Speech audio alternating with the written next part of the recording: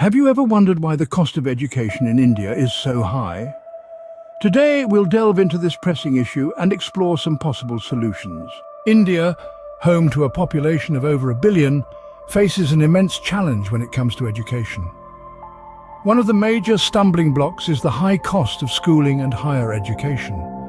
Low government investment is one of the key factors contributing to this problem. The Indian government spends merely about 3% of its gross domestic product on education, far below the global average of 4.6%. This lack of funding often results in inadequate facilities and a shortage of teachers, which in turn leads to overcrowded classrooms and compromised learning outcomes. Additionally, the majority of educational institutions in India are privately owned, and they charge high fees to cover their costs. From libraries to sports facilities, every amenity comes with an additional price tag.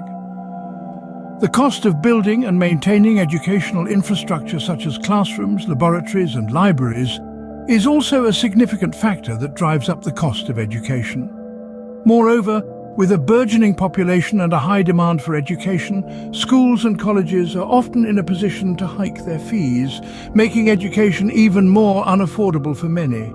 Consequences of this high cost are far-reaching. It not only hinders access to education for poor and middle-class families, but also leads to high dropout rates as students are forced to leave school to work and support their families. So what can be done to address this issue? Firstly, the government needs to increase its investment in education.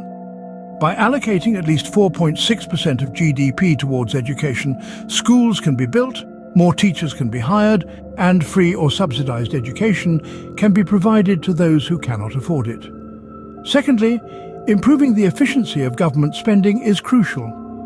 By reducing bureaucracy and corruption, more of the allocated funds can reach the schools and benefit the students directly. Thirdly, regulating the private education sector could prevent private institutions from charging exorbitant fees and providing substandard education. For instance, the government could set a cap on the fees that these institutions can charge. Lastly, by providing high-quality public education, the government can make private education less attractive, thereby reducing demand and ultimately the cost. As a case in point, consider the Indian immigrants in the United States. According to the Pew Research Center, Indian immigrants are more likely to have a college degree than any other immigrant group.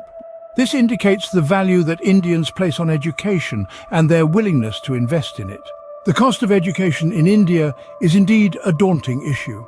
However, by implementing these solutions, it is possible to make education more affordable and accessible for all. It's time to prioritize education and make it a right, not a privilege.